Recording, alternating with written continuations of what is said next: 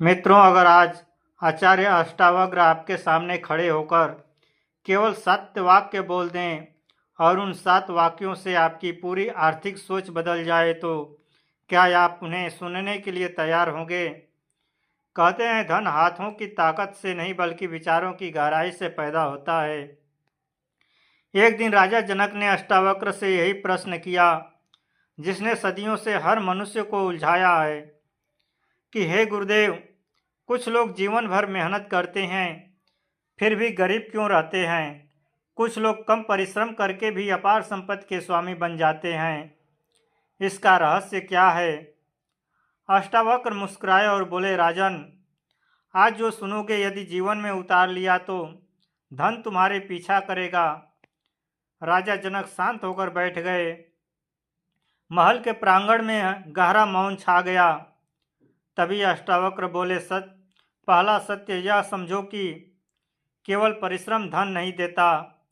यदि केवल मेहनत से ही समृद्धि मिलती तो सबसे धनी व्यक्ति खेत में हल चलाने वाला किसान और पत्थर तोड़ने वाला मजदूर होता। पर ऐसा नहीं है।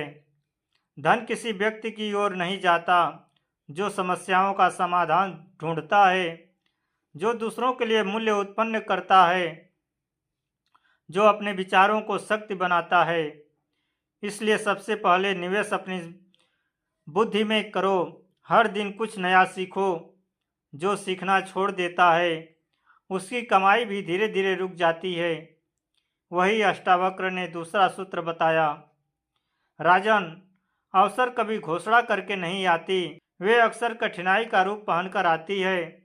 बहुत लोग संकट को पीछे देखकर हट जाते हैं और लेकिन बुद्धिमान उसी संकट से संभावना खोज लेता है। जब सब लोग समस्या देखते हैं तब सफल व्यक्ति समाधान देखता है। इसलिए हर परिस्थिति में यह मत पूछो कि इसमें परेशानी क्या है, बल्कि यह पूछो कि इसमें अवसर कहाँ छिपा है। राजा ध्यान से सुन रहे थे। अष्टावक्र आगे बोले, तीसरा नियम समय का है।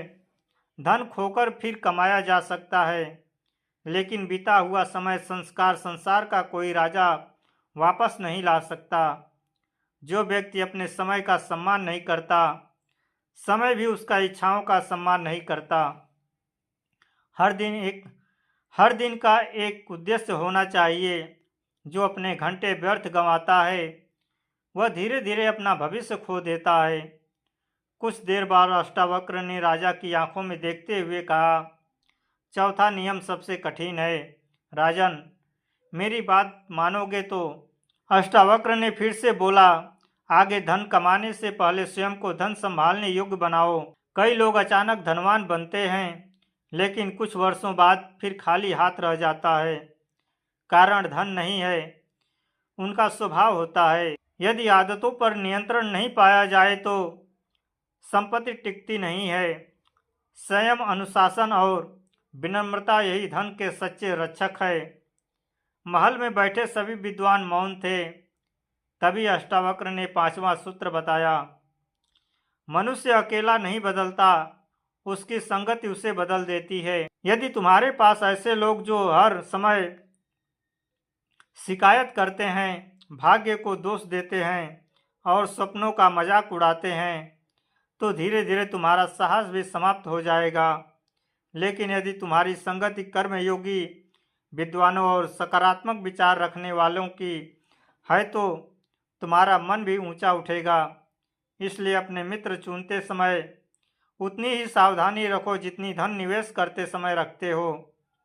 आखिरी में अष्टावक्र ने कहा और मुस्कुराए और बोले, याद रखो राजन, संपत्ति पहले मन में बनती है, उसके बाद संसार में दिखाई देती है।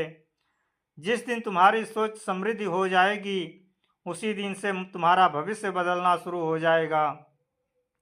यदि मनुष्य इन 5 सिद्धांतों को जीवन में अपना हिस्सा बना ले तो ज्ञान में निवेश, अवसर में पहचान, समय का सम्मान, अनुशासन और श्रेष्ठ संगत को तो सफलता केवल एक संभावना नहीं बल्कि एक स्वाभाविक परिणाम बन जाती है। मित्रों, अगर आपको वीडियो पसंद आई हो तो हमें कमेंट सेक्शन में ज़रूर बताना। वीडियो को लाइक करें, चैनल को सब्सक्राइब करें, शेयर करें। धन्यवाद। जय श्री कृष्णा। राधे राधे।